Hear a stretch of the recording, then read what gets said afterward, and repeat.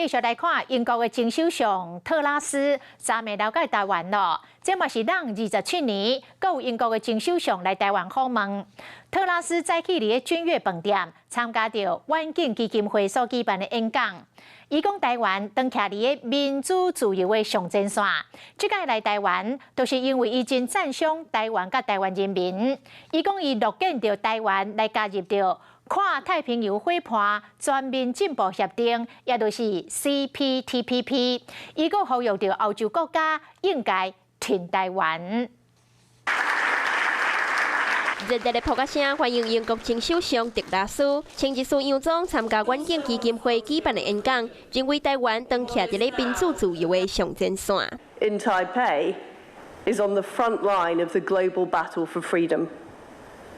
The Chinese Communist Party is engaged in an ideological struggle with the free world. Now, the reason I've come here this week is I am a huge admirer of Taiwan and the Taiwanese people. I want to do all I can to help ensure your continued success. 这回特拉斯来台湾是伫咧天牛座柴契尔夫人了后过了27天，搁一边有英国前首相访问台湾，伊嘛公开挺台湾加入跨太平洋伙伴全面进步协定 CPTPP。 Now, Taiwan applied to join the CPTPP in September 2021. I would be delighted to see that happen. Not only would it boost UK-Taiwan trade, which already stands at £8.6 billion a year, it would also help further build economic links for this important democracy.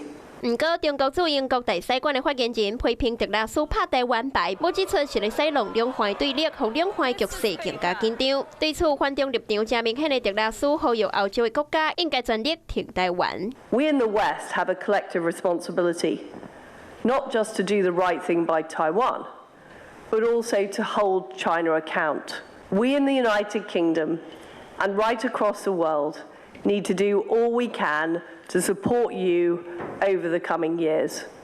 Your future is our future. 访问台湾之前，特拉斯嘛表示，中国企图打压台湾伫咧国际空间，将一定的政策错误解说做西方民主政体拢袂使和台湾有任何来往。站到台湾了后嘛，答应会尽家己能力，确保台湾未来自由民主。而且特拉斯估计这段行程嘛会来拜访总统府。晚间9点，邀请您与世界同步，60分钟掌握全球脉动。